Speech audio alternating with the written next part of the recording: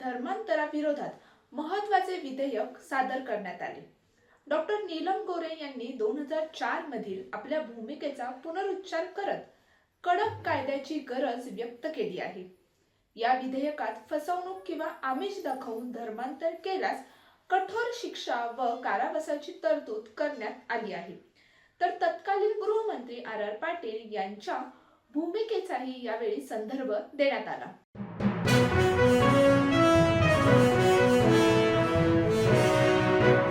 राज्याचे उपमुख्यमंत्री एकनाथ शिंदे यांनी पंतप्रधान नरेंद्र मोदी यांची भेट झाल्याचे सांगितले। जवळपास 1.5 तास त्यांची चर्चा सुरू होती। एकनाथ शिंदे यांनी याबाबत बोलत असताना म्हणाले आहेत की या दरम्यान मोदी साहेबांची भेट झाली, त्यामुळे विरोधक नेहमी त्यांचं काम करत असतात। टीका करायचं मी माझं काम करत असतो, टीकेला कामाने उत्तर देण्याचं। अमित भाईंचे आणि आता जे काही 5 राज्यांच्या निवडणुका आहेत त्यांच्या बैठका सुरू आहेत, त्यामुळे त्यांच्या बरोबर त्यांनी वेळ दिली तरच भेटेन ना, असं एकनाथ शिंदे म्हणाले आहेत।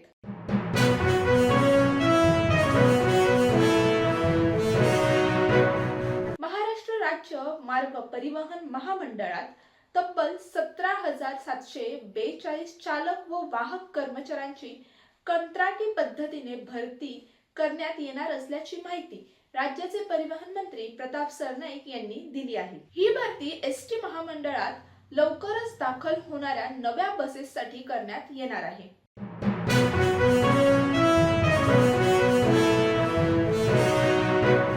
धुळ्यात मुंबई आग्रा महामार्गावरील पारोळा चौफुलीच्या उड्डाण पुलावर शिवशाही बसला आग लागल्याची घटना घडली आहे। ही शिवशाही बस आरटीओ ऑफिस जवळ पार्किंगला जात असताना ही घटना घडली।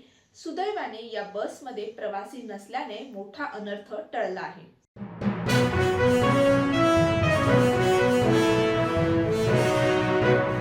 देशभरात अंड्यांच्या किमतीत अचानक 30 ते 40% घसरण झाल्याने ग्राहकांना मोठा दिलासा मिळाला आहे।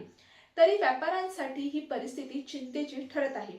या बदलामागे स्थानिक कारण नसून मध्य पूर्वेतील वाढता भूराजकीय तणाव हे मुख्य कारण असल्याचं समोर येत आहे।